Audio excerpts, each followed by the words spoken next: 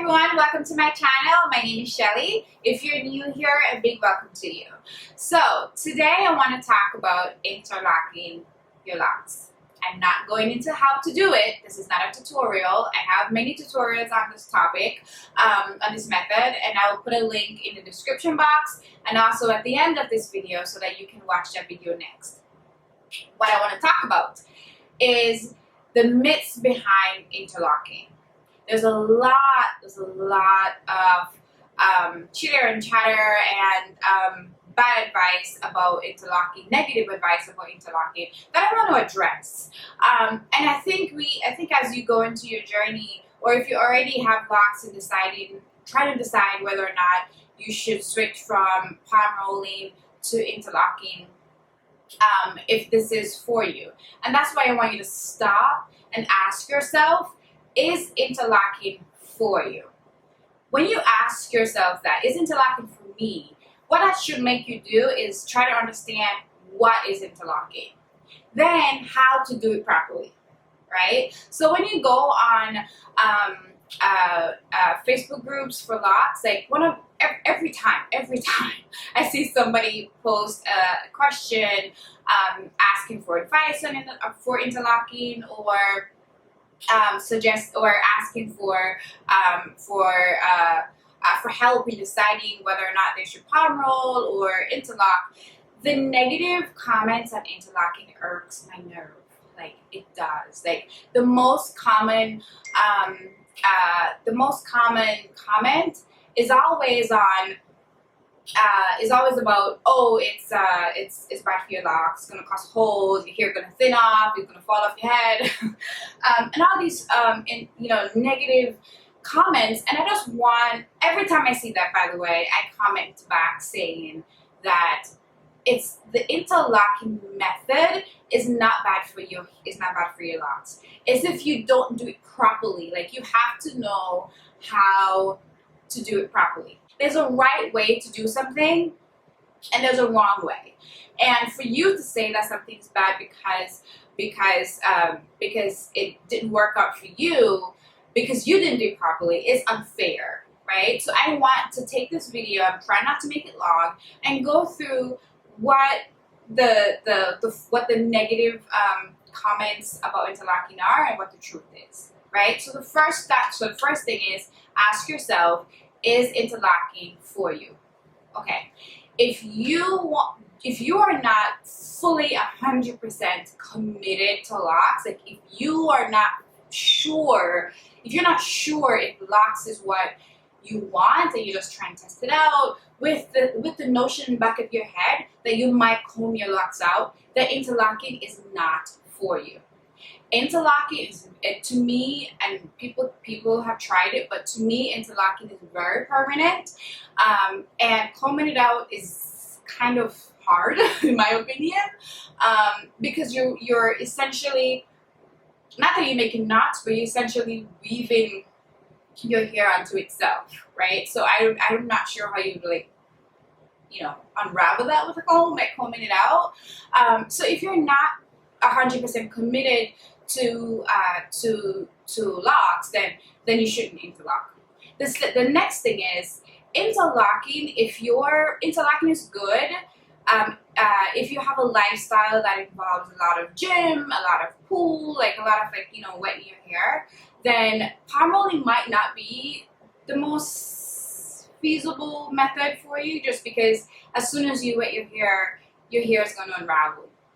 If you're somebody like me who have eczema, and eczema is a pain in the butt it's a pain in the butt for loose natural hair, but it's even worse for locks, because it gets in there, you really have to wash it out, you really have to get it off your scalp, and it's so much work, and you have to wash your hair often. If you have scalp eczema and it's as bad as mine, you can't wait a month. You can't wait a month to wash your hair. That just doesn't work for people like me who have scalp eczema. So I honestly have to wash my hair every week, or at least sometimes I can push it out to every 2 weeks. And if you're gonna do palm rolling, you're spending a lot of time, a lot of money trying to retwist your hair every time you wash your hair, and it doesn't make sense because you're basically going to be retwisting your hair too often, causing tension on your roots, which then thins it out. So interlocking doesn't thin your hair out; it's retwisting or retightening your roots often. That will thin your hair out. Okay. Then the next thing is that you have to learn this method. One, you can go to a loctician. However, not every loctician is good at interlocking. They're good at palm rolling and really good at palm rolling, but they're not good at interlocking. Interlocking, if you make a mistake, you're kind of doomed, in my opinion. I made a few mistakes in the beginning when I start learning, when I start teaching myself on my hair how to do this, where I'll go in twice and cause a hole and have to fix it, or I'll do it too tight and it gets stuck and there's like a big bump. I think there's like two in the back there that have a bump in it. So you just can't say, oh, I'm going to go to a professional. I'm going to go to a loctician. Not every loctician knows how to do this. So sometimes you have to learn how to do it yourself. I go to a loctician every a few times a year to get my hair really deep washed, deep cleansed and soaked and all that. And she palm roll my hair. I would never let her interlock my hair. It's not that I don't trust her. I just know how permanent this thing is, and if she make a mistake, then she can't fix it. Is what I'm trying to say. So I think it's really important for you to learn how to do it properly.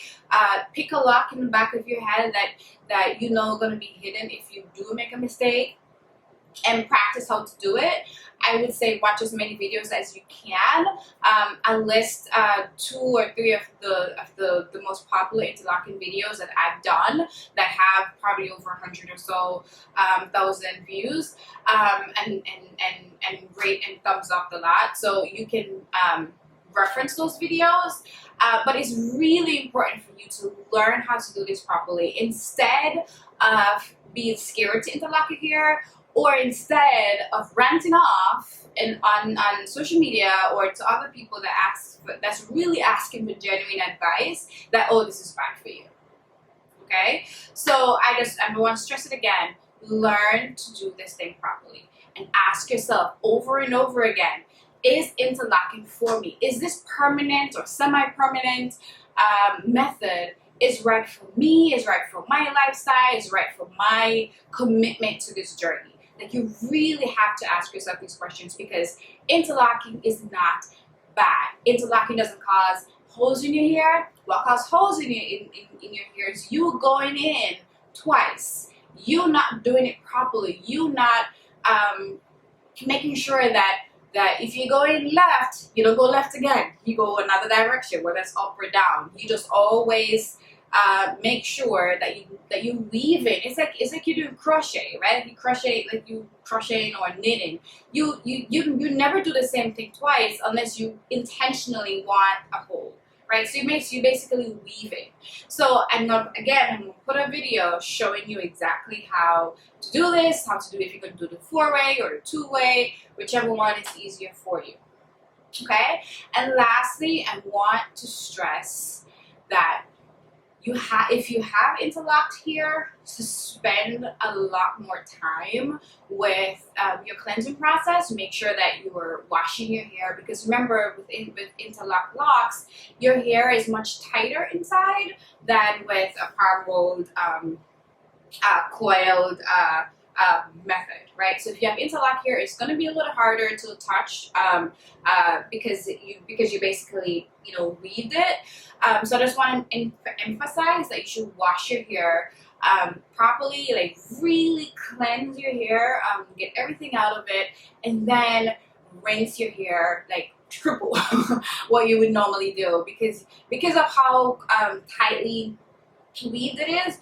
You want to make sure that you're rinsing, your water pressure is high, so that you can beat all of the shampoo and stuff out of your hair, because you don't want shampoo stuck in your hair. And again, it's much harder to get things out, so just make sure that you're really cleansing your hair. And I'll also put a video showing how I wash my hair. And lastly, just take care of your hair. don't retwist often. Don't retwist if you see a little bit of new growth. Be okay with frizzy locks. Like if you look at my hair, like I'm not gonna retwist it. It's really fuzzy and stuff, but guess what? It's okay. It's alright to have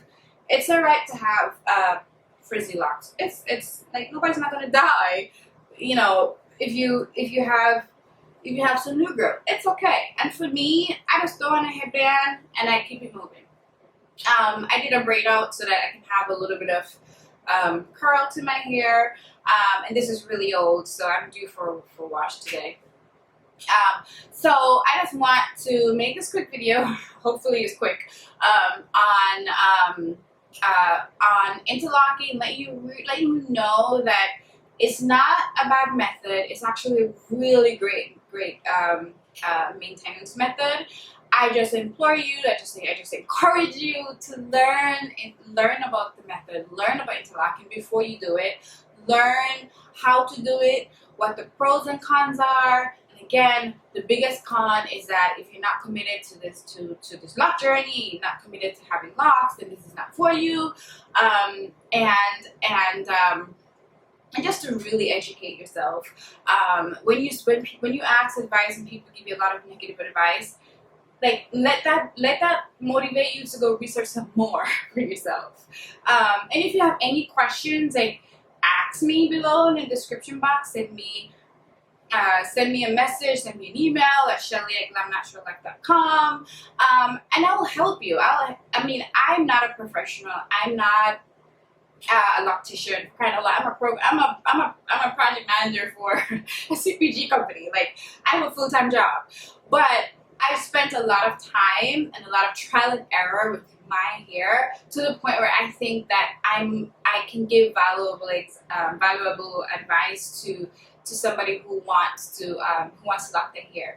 I've spent the time. I've had like 2 interlock locks in my hair for, I would say, like maybe 4 or 5 months, watching and learning how my hair looks and feels with it before I even did my whole head, you know. So I just feel like I can give a little bit of advice on this method. So please reach out and ask me questions regarding interlocking. Any questions you have. If I can't answer it, guess what? I'm gonna find the answer and give it to you.